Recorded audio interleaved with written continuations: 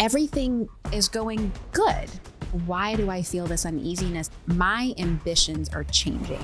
As we grow, this is a normal part. It is a scary moment, but it's a moment of true freedom. As we find ourselves in these plot twists, how do we communicate this to our audience when we don't even know what the heck is going on? We're like, well, let me make this more palatable. Let me make this more digestible. That just ends up bringing in a flood of people that you're not meant to serve. A lot of times we think it's strategies and frameworks, but there is a resonance and identity behind that messaging. You are an energetic match for a very unique, specific woman until you really start speaking to her from that place. She's not going to hear you.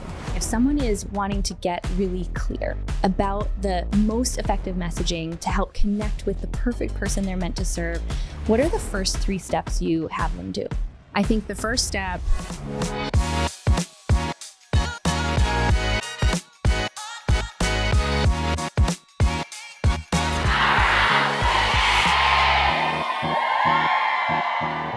Oh my goodness, today's episode is a masterclass on messaging, and not just the messaging in terms of the words that we use to describe the impact that we make, but the energy and the embodiment of the person who is ultimately the one who's going to produce that transformation.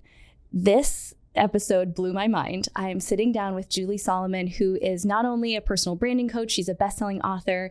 She is a girl's girl, and her podcast is like one of the OG podcasts I used to listen to as a brand new entrepreneur. So it was so surreal to get to sit down with her today in person in Nashville and have a conversation, not just about transforming your message as you grow and evolve, but transforming you as the embodiment of that message and of the transformation that you provide. Julie Solomon, welcome to Powerhouse Women. Thank you so much for having me here. And it's such a beautiful moment. This is a great reminder for me. I was thinking about it this morning, that when my book came out a few years ago, I think your team reached out and they were like, Lindsay would love to do a podcast with you. And I think I sent that to the PR team that I was working with at the time, and they never reached out to you. And I remember being so angry because I was like, Lindsay's amazing. I've admired her from before. I want to drop in. I want to have a beautiful conversation. And I think I found it like a couple years later, and I was like, I didn't realize that I missed this. And I was but then here we are. And I think that things really do happen in that divine timing. And now I know that the conversation today is going to be so much more rich than it would have been then. But I love that it's kind of been percolating for a while.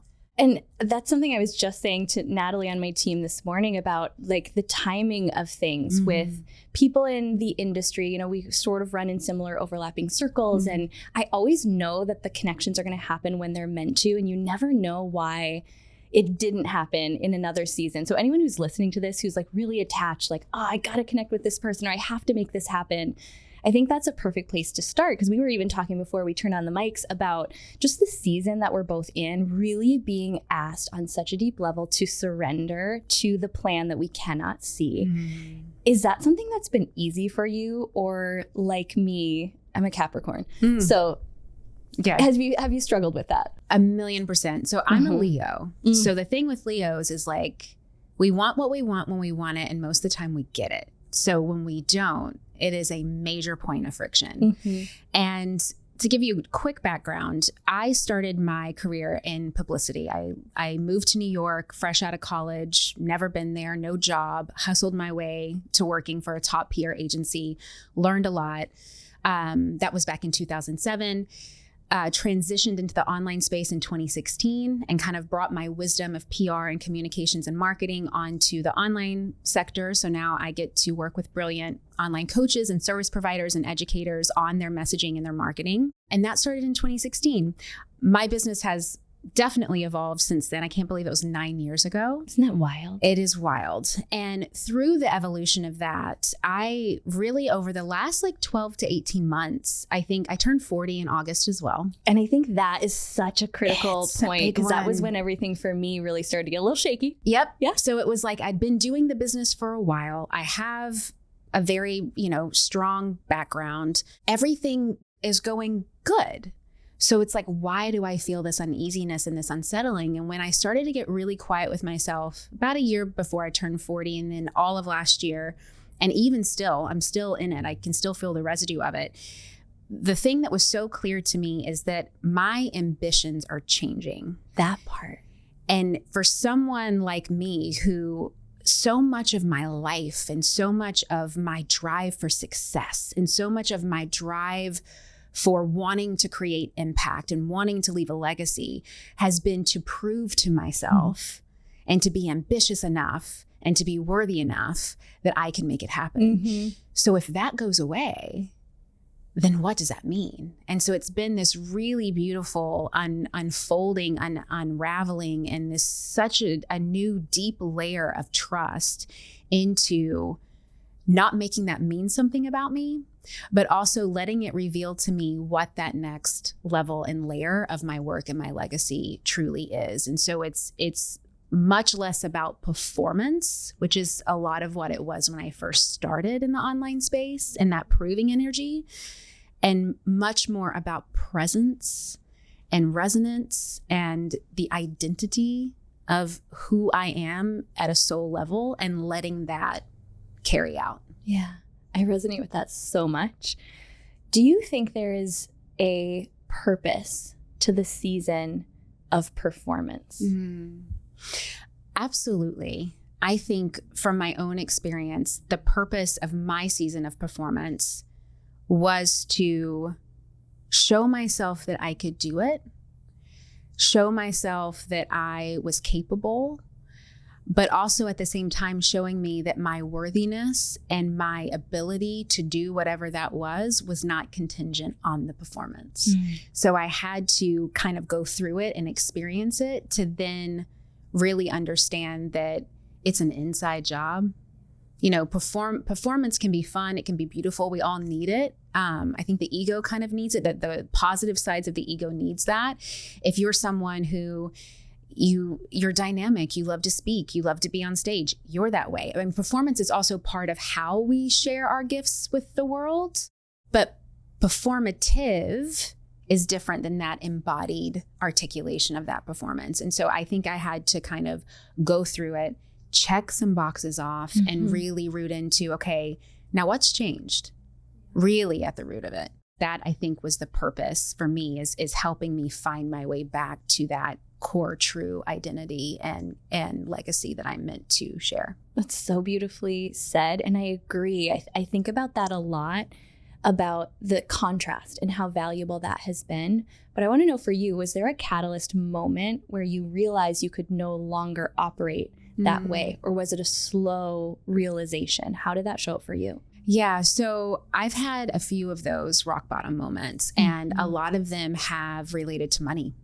So the first one where I knew that I couldn't perform in that way anymore was in 2015, when I was $30,000 in debt. I was hiding it from my husband. He found out, and he literally called me on the phone and was like, when were you going to tell me about the credit card?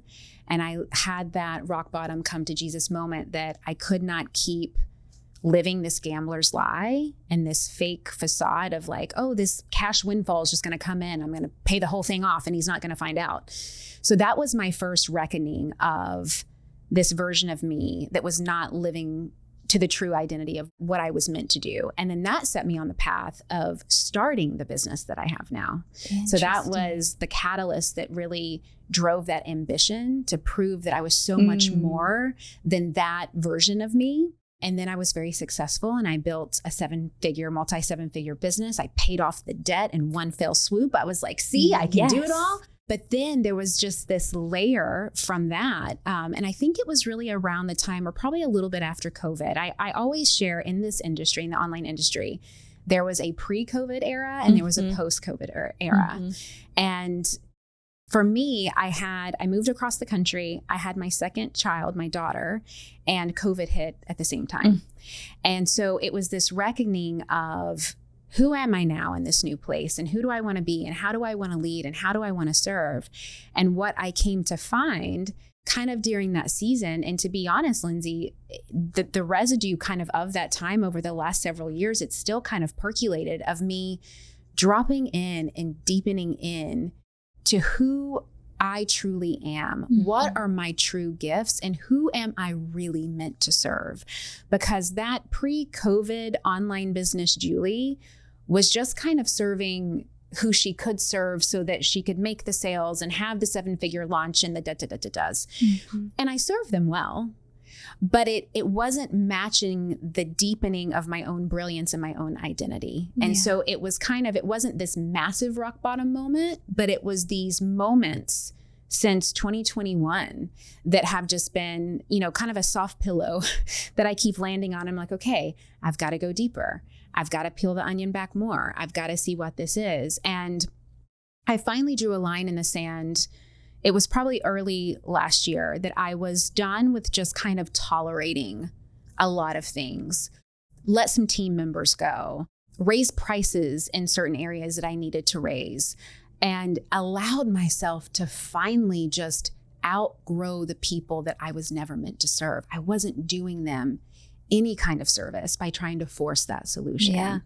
And so I drew the line in the sand, let go of some people on my team. Also used to have a really big team because that's what you were supposed to have, And so kind of really trimmed down, really looked at the expenses of like, why am I spending all this money? Like, why am I don't need to do all of this external thing just to say what? I'm taking my team on a team retreat, or I've got a staff of 20. It's like, okay, I mean, what's the purpose of all of that? And for me, it was really about just taking hard stock at what is really needed to run the business that I need to run so that I actually impact and really provide service for the ones that I am meant to serve so that I can leave a legacy and help them live out theirs.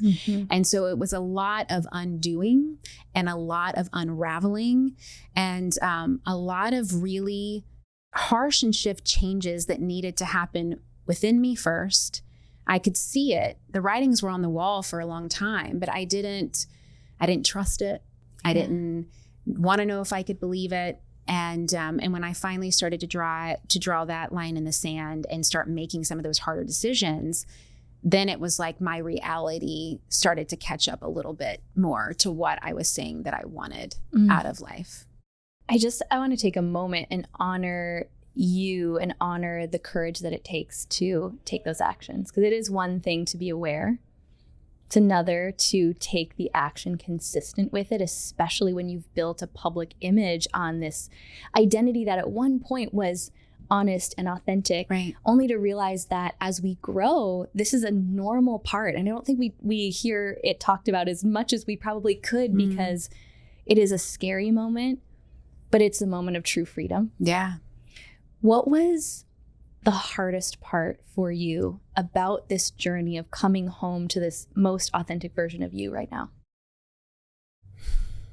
I think the hardest part for me is allowing myself to believe that I am going to be okay, that I am divinely guided, that I can trust in this belief and this process greater than myself. And I'm someone that, I grew up in the Southern Baptist Church, honey. Like I am a woman of faith and I feel very connected to that. And I am someone that I actually feel very good and safe in those faith-based containers. But even still, there are those moments that I can't believe in myself. I don't think I'm capable of it. I don't think I'm ready for it. I don't think that I'm the right one for it. And I truly believe that if it is meant for you, it already is. And the only thing that gets in the way of that is your own limiting beliefs and your own inability to just embrace and accept the identity that is already yours. And the more that I kept searching and seeking or trying to dim myself or make myself smaller, like you said, when I first started in the online space, I was the girl that the bloggers would go to learn how to pitch and get brand deals. I was your brand deal girl. And that worked. I mean, it worked. It worked to multi 7 figures. It worked to really giving me this really beautiful life. So when I had to come to terms that was complete. And now it was time for me to step into something else. But I would have those moments of, but are people going to want that from you? Do they want that from you? Are you really enough? You say you want this, but can you really do it? And that's when I had to, again, go back to that inside job, get connected to my higher power, my source, my relationship with God. And it is a practice, Lindsay. It is a daily practice of getting off my phone, going for walks, meditating, journaling, talking it out to myself. I talk to myself all the time. My husband's like, "You're crazy. What are you doing?" I'm like, "I'm talking to myself." Having a staff meeting, honey. Yes. With all my guys, with all my peoples. Like it is a constant practice of whatever it needs to be to root me into that knowing that I have for myself, because my ego, my limiting beliefs, those parts of myself that try to protect that little girl, she's going to hold me back here. She's like, don't go be seen. Don't let them, don't let them know the truth. Don't let them see the real you. They may come after us. They may shun you down. And so it's that constant reminder of saying like, "I got you, girl." Like I'm going to show up for you now. Yeah. Yeah. That's such a beautiful way to put it. And you answered the question before I even had a chance to ask of how do you support yourself in those moments of struggling to connect with the belief? Take us into one of those moments, maybe that you've had recently, and walk me through what it looks like. If I were a fly on the wall and I'm watching you support yourself through that, I think that would really help someone listening who's in that space but doesn't have the tools, doesn't know where to start in order to find themselves on the other side, because it feels when you're in it, it feels like that's never going to end. Right. I mean, for me, it's first about sometimes I need the pity party. Yes. And I just need to feel bad. Yes. And I just need to be a little victim in my own circumstances. And so I will give myself like a day to just do that, and it's like, this isn't going to work. This is never going to work, blah, blah, blah, blah, blah, blah, blah. And then after that, I have to then get out of my head and get out of consumption and truly get embodied. So whether that's sitting in stillness, going for a walk, journaling, listening to binaural beats, pulling oracle cards, praying, whatever that is, whatever I'm feeling called to, I will take one of those practices and I will leave it all out on the table, so to speak. So I will start thinking what those thoughts are. So for example, recently, a thought that's been lingering is, because this former thing used to work this way, can I still get and have everything that I want in a new way? And can I do it in a way that feels expansive and fun and where I'm not burning it all down? Because that's another kind of chaos thing that I can go in of like, I just got to burn it all down. And then you get the dopamine hit from that. So I don't need to do that. But can I just take it one day at a time? And I just ask, I say, God, just show me, guide me, reveal to me what it is that needs to be said today, what it is that needs to be read today, what it is that needs to drop in today. Give me the space. Take all of this self-critical self-talk and this self-judgment and help me remove that so that the true wisdom can come through. And when I do those things, Lindsay, it's not always perfect. It doesn't usually drop in the way that I think it's going to, but it will be these random, I'll be in the shower, I'll be in the car, I'll be listening to a podcast, I'll be just walking around the room in my house, and it will drop in. Yeah. And that clarity, that inspiration, that inner guidance, that wisdom, that next step of what it is that I've been trying to figure out what to do, it will come through. And I think that the less that I try to figure it out, and the more that I can just trust that just for today, I'm okay. Yeah. And everything's going to be okay. And I truly believe that I have everything that I need in this very moment to live out my purpose, to carry out the wisdom and the truth that I have, to then articulate that and package that in offers, because that's what I do, so that I can coach other women to do the same in the way that I do with messaging.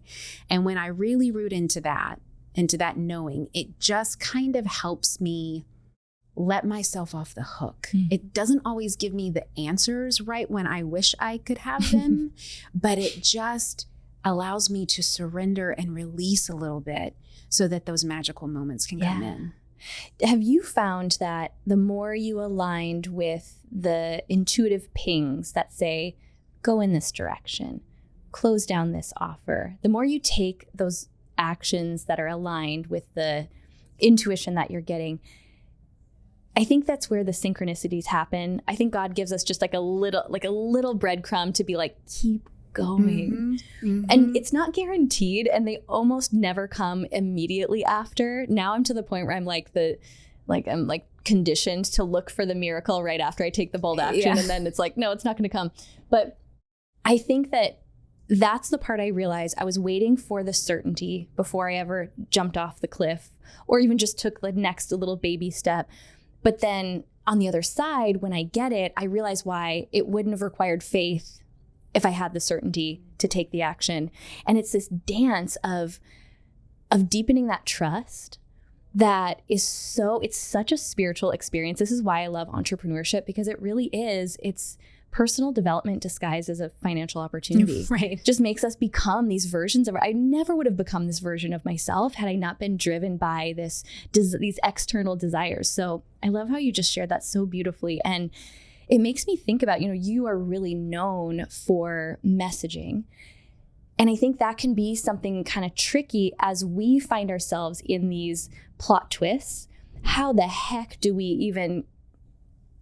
communicate this to our audience, to the people who trust us, when we don't even know what the heck is going on? Yeah. So how have you navigated that? And let's kind of turn the conversation to helping people understand how to navigate the messaging side of bringing a community along with a transition when you're in one in business. Yeah. Oh, this is so good. And it's one that I've battled. And there's been parts in times that I've been like, it's like the cobbler's son has no shoes. It's like, I'm supposed to be this messaging, quote unquote expert. And here I don't even know what I'm messaging and how to message it and who I'm messaging it to and what's happening. And so through my discovery of that, and through like the God winks, that is what I would call them, that you were just sharing of, we get these moments that, am I going in the right direction? Like, just give me a little crumb of knowing that I should keep deepening and dropping into this. And so for me, that was, the more that I refined my offers, the more that I refined the type of woman that I was meant to serve, the more that I refined that journey, I had to first get the refinement within myself. And so for that messaging, it had to start with identity. A lot of times we think it's strategies and frameworks and just like, give me the messaging strategy for me to change my content so that I can X, Y, and Z. But there is a resonance and identity behind that messaging. So I'll give you an example. Oh, that's so good. I have a client that was really frustrated with the fact that she could not call in the caliber of woman that she wanted to serve.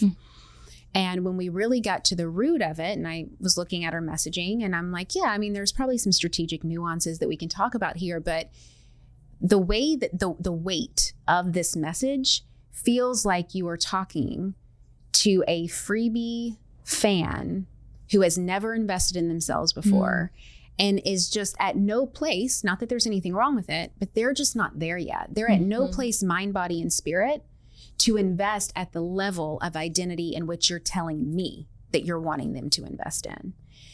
And when we started to unravel it, it's because she didn't feel that within herself first. She was like, how could I expect these women to invest $10,000 to work with me through this 6-month experience when I won't even do that for myself?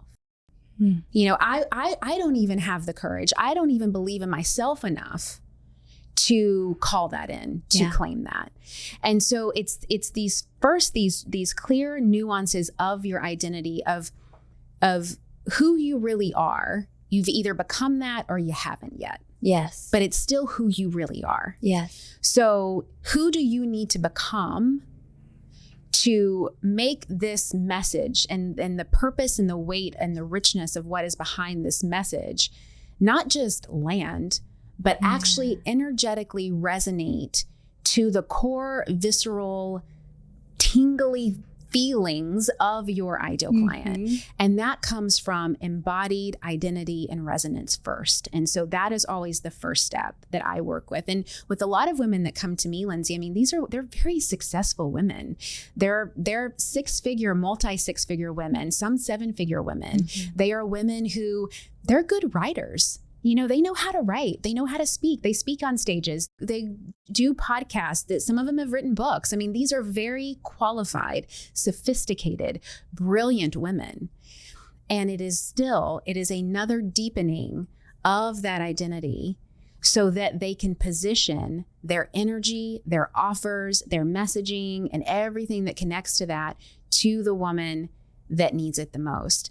The other thing with messaging, and it comes to this, and this is also a bit of that inner work, is that there comes a time and a place, at least in my own business and a lot of the women that I've worked with, I don't know if you've experienced this, where it's not that we go from thinking that, oh, I can serve everybody, to now I'm serving this specific avatar. That's kind of more like beginning stages of business.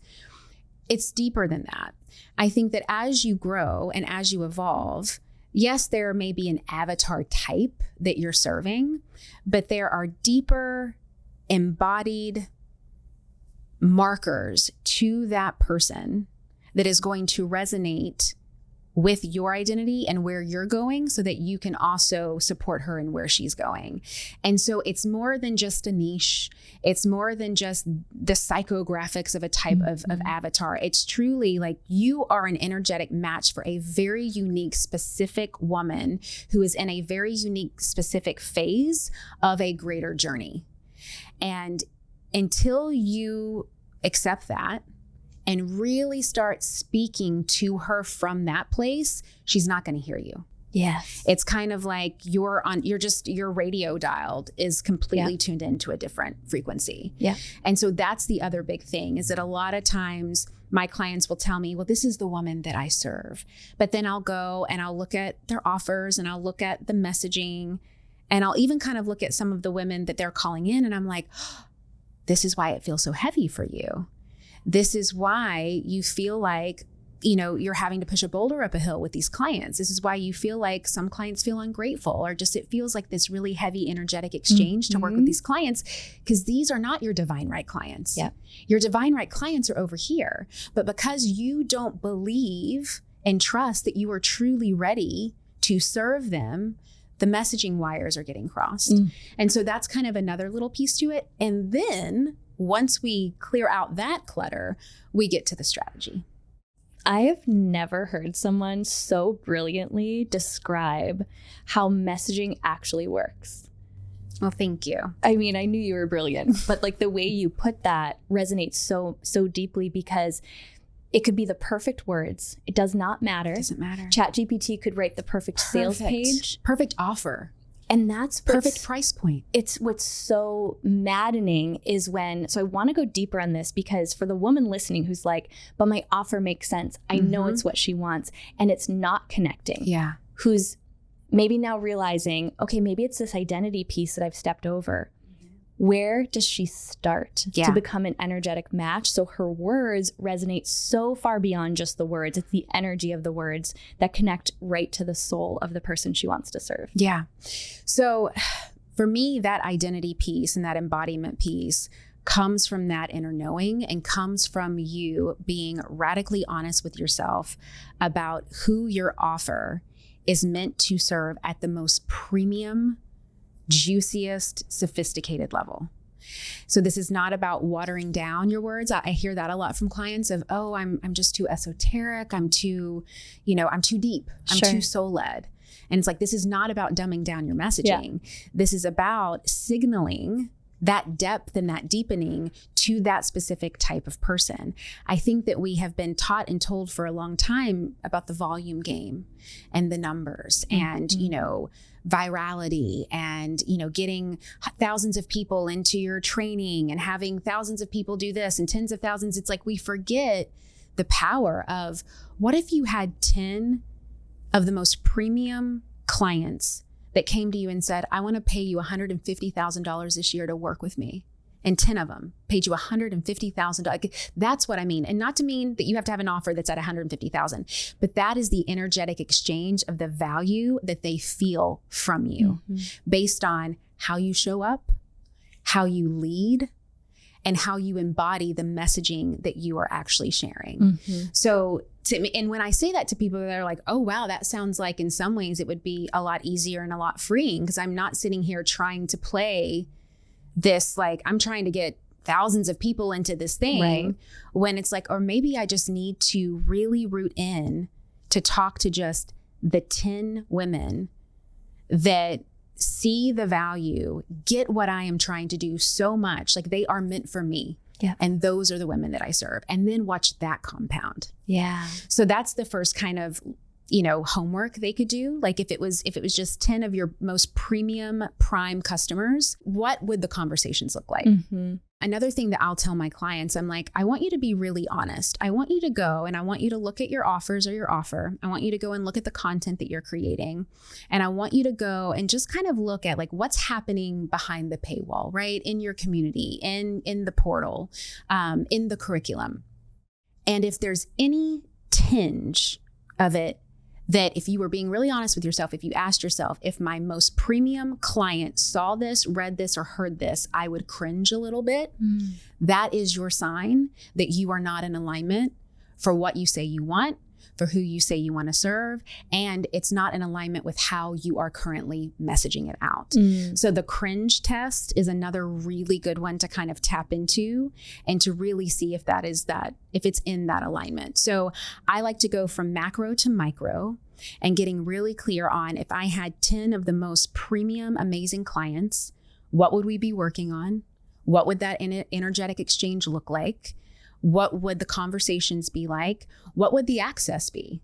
And what are the boundaries that are kind of happening there? And truly, what would they need to see, feel, understand, and know from me, my soul, and my brain in order for them to feel resonant and transformative in the exchange of what we're doing? And that is when we stop leading with performance and we start leading with presence. That is the key indicator there. And when you start leading with that presence, the messaging will start to follow. And I can give you a tangible example of this. I love that. I have a client who, she was trying to serve, what she helps people with is teams and like team building and, helping you kind of refine your team and your systems. And she was like, Julie, I just don't understand what's happening, because I keep, I'm doing these trainings and we're getting thousands of people to show up for these webinars, but like half of them don't even have a team. And so I go and I look at the title of her training, and it's very like how to grow and scale your business with, support or something like that. And I told her, I said, you've got to start talking to them with actual problems that they have. So for example, if the title of your training was something along the lines of how to reduce your overhead cost by strengthening your team's systems, that right there is immediately going to repel someone who doesn't have a team. Right. So it's like you have to start speaking to the most premium challenges and desired transformations that your premium buyer has. That is automatically going to repel those who don't identify with what it is that you can offer them. And so it's really, I think a lot of times, again, we dumb down. So we're like, well, let me make this more palatable. Let me make this more digestible. Let me make this more suitable for the masses. But then that just ends up bringing in a flood of people that you're not meant to serve. So I go the opposite. I'm like, we're not Walmart. Let's go. There's nothing wrong with Walmart, but we are not Walmart. You are not trying to serve the masses. So get really clear and honest about who is that premium buyer and what are the actual real struggles that they're having, and root in from there. And you can kind of reverse engineer it. This is so good. And it also now is bringing me to this next question that I hear from our community, which is when you have multiple offers, or if you're a business. Now, I'm curious what your perspective is on if we should have so many offers that the messaging can start to get a little muddy. But for someone who's multi-passionate, they serve a variety of different people.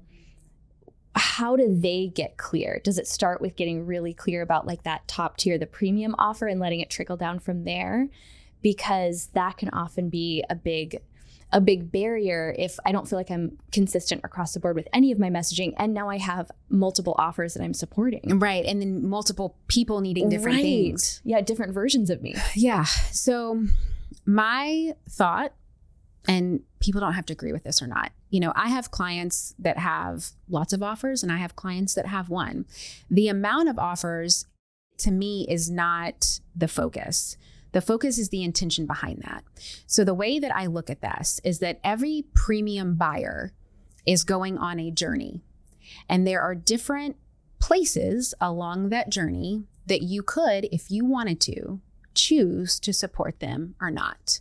Same buyer, different phases of the journey. If you choose to support them at different phases of the journey, you're going to have more than one offer. Totally okay.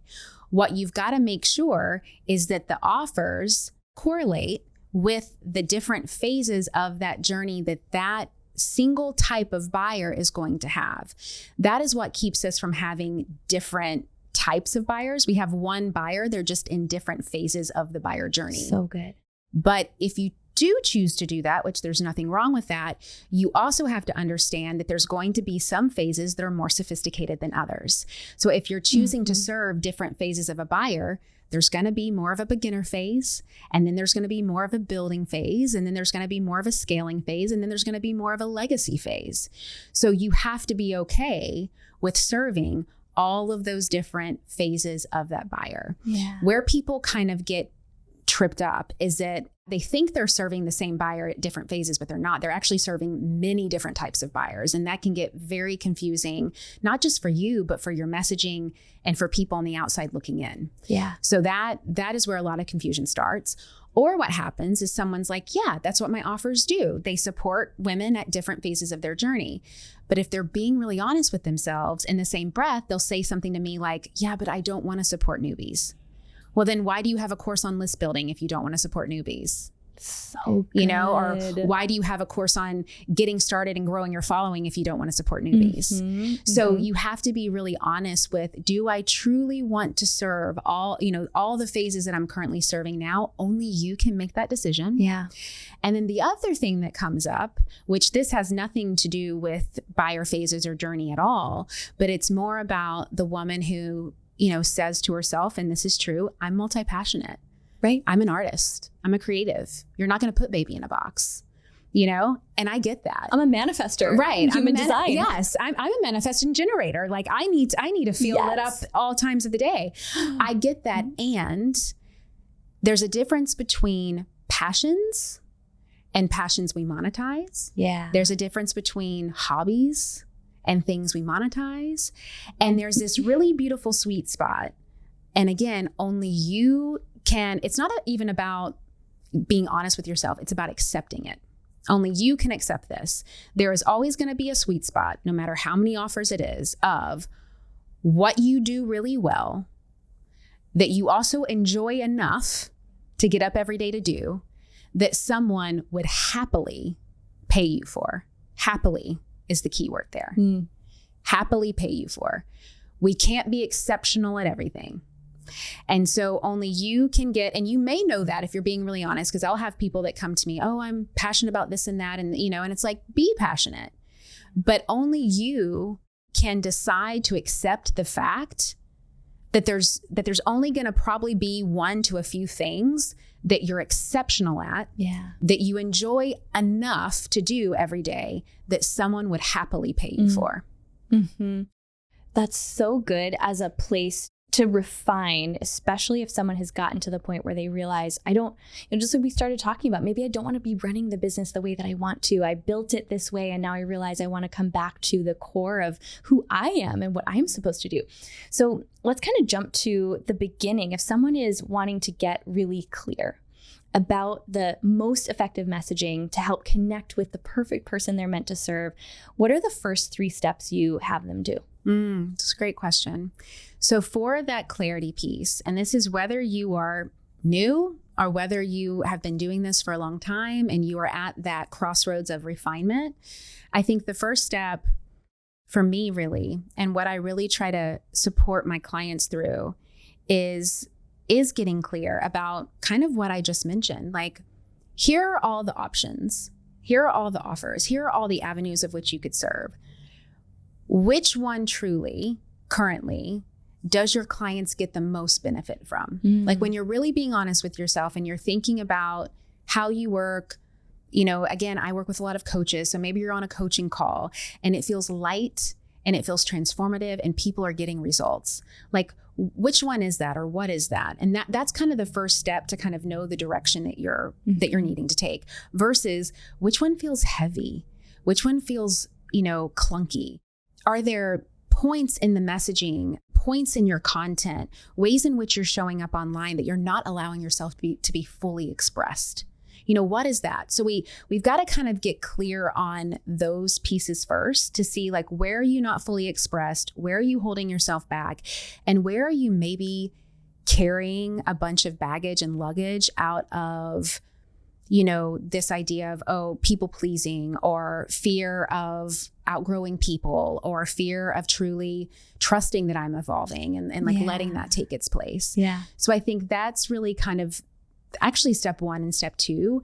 And then that third step is really that refinement of, now that we're clear on how you want to show up, how you want to be fully expressed, and what we're releasing. So now guess what? We have all this room and space to co-create and to see what new wisdom comes in and what is really going to tap in.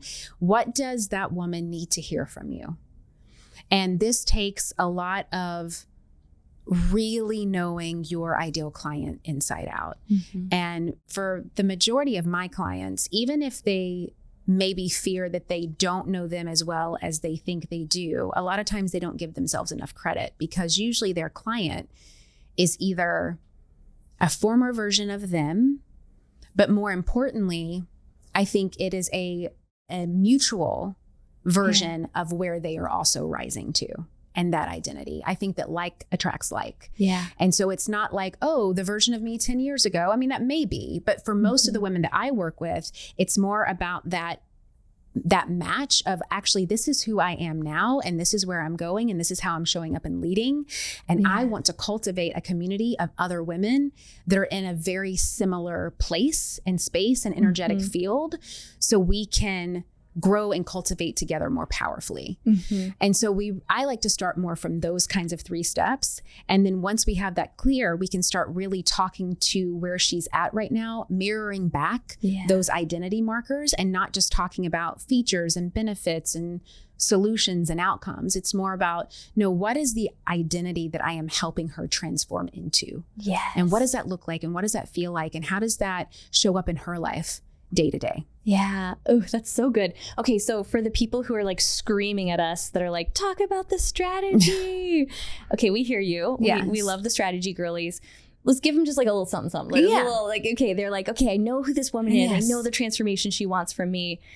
What is one of your favorite, just like, messaging glow ups? Yes. That when you see someone take it and run with it, you're like, it shifts it. Instant and like someone connects. Exactly. I want to hear. So I have so many messaging frameworks. I mean, I've got mirror signal, and I've got the crown frequency. I've got so many. One that I love to share because it's quick is called the momentum messaging movement. So it's a really simple framework. I'm going to break it down. I want you to go look at your last piece of content. And if it reads like a laundry list, right? So this happened, and then this happened, and then I did this, and then I'm going to ask you to do this, and now here's the call to action to do this.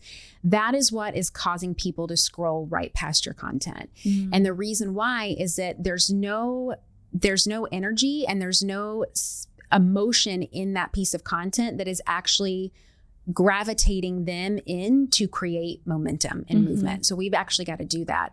And a really quick thing that you can do is that take that same piece of content, so you don't have to create anything new, but wherever there is a word "and," I want you to put the words "so" and "but" in there.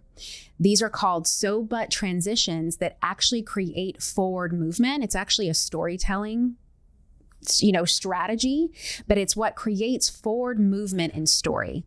Most people write like a checklist, and, very repetitive, and it doesn't cause people to lean in. If you take that same piece of content, so I did this, but then this happened. So then this happened, but then I got this idea. So then I changed it to this. but then this happened. It's way more of a actionable, visceral, storytelling-esque type of piece of content that just automatically, as humans, we cannot help psychologically but to lean in and want to know more.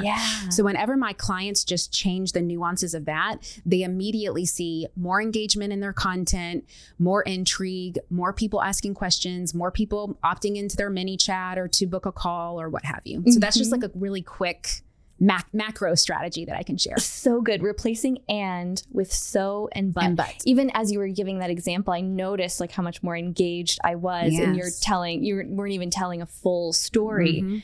And those are such simple things to do. So talk a little bit about some of the ways that you work with women. For someone who's listening to this, who's like, gosh, I know that I could be connecting with so many more people if I could just really nail this messaging piece. What are some of the ways that people can find you, work with you?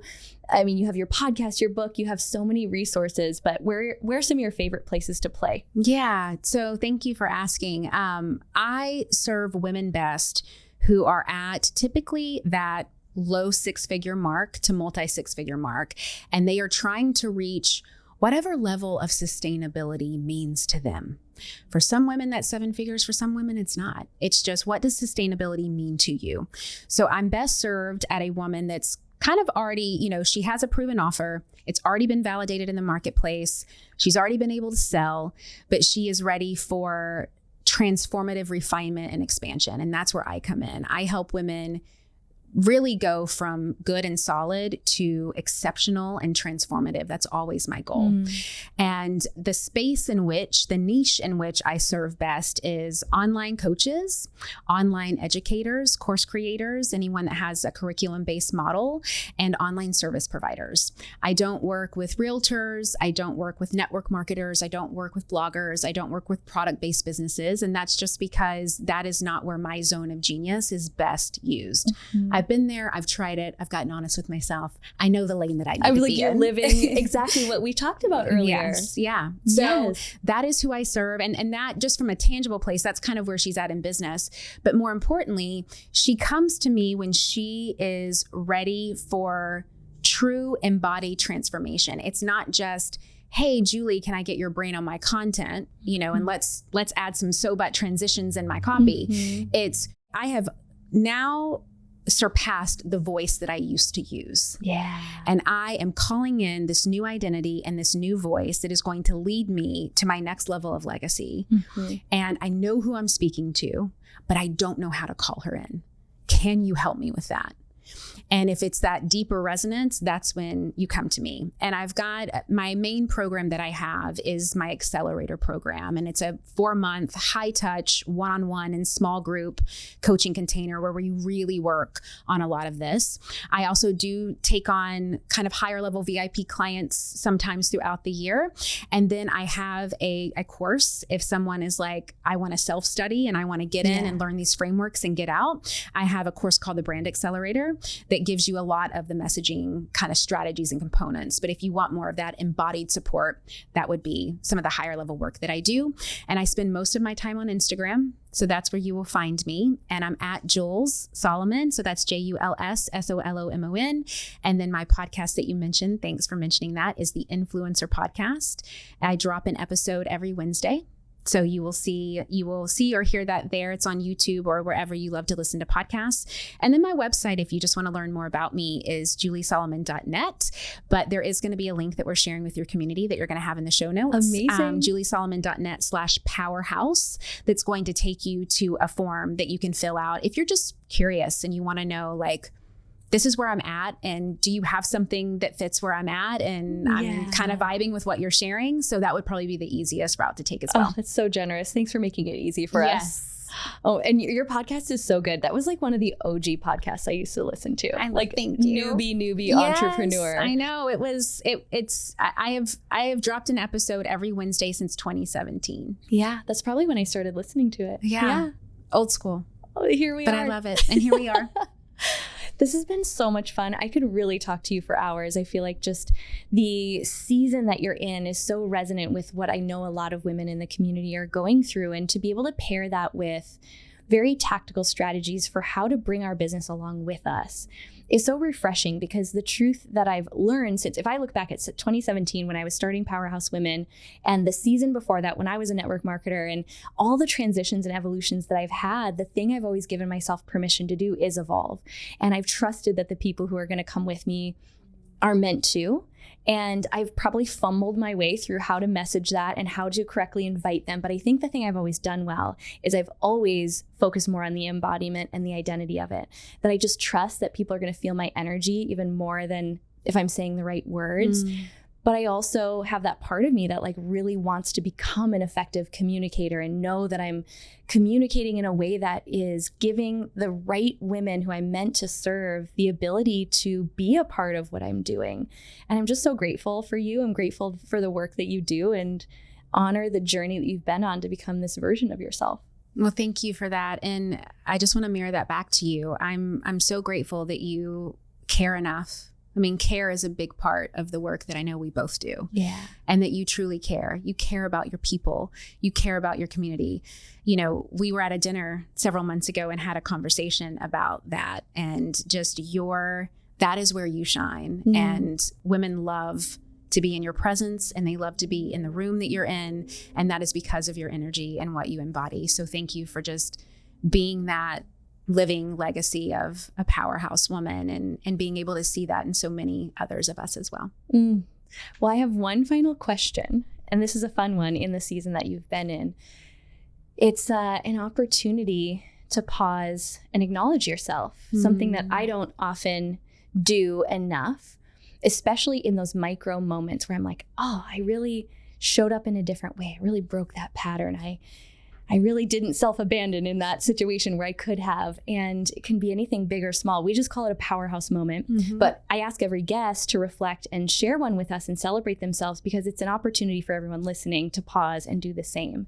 So when I ask, what's a recent powerhouse moment that you want to celebrate with us right now? What's like the first thing that comes to mind? You know, I am really proud of myself, Lindsay, for trusting in the path that I couldn't see, and how, even though it's not done, how much easier and in flow it has felt to show up and serve the women that I'm really meant to trust. And I'm really proud of myself for not getting so bogged down in what if this doesn't work, or what if this launch bombs, or what if, like, I'm just really proud of myself for that. And another thing that I'm really proud of myself of is that throughout my years of doing this, I started my business when my son was 2 years old. I now have an 11-year-old son and a 4-year-old daughter. And I have always been someone who wants to model service and integrity and love and just a fierce passion for what it is that you want to do and that deeper purpose. And because of that, I'm really proud of myself for not having mom guilt. And I don't say that in any kind of superior way or like I've got it all figured out, because I don't. But I came from a mom who was a single mom, and she worked her flipping butt off. And that gave in me, being able to see her model that, it gave me this sense of resilience and just inner trust and knowing that it's not going to be easy. Yeah. But if I just keep moving forward and keep my eyes on my own page, it is going to work out greater than I could have ever imagined it. And that is what I want to model to my children. And so I'm really proud of myself through over these years, not guilting myself for those moments that I needed to focus on me and live my life out so that they could see that modeled for them. That's so beautifully said. I loved every minute of this conversation. Thank you so much for being here. Thank you for having me.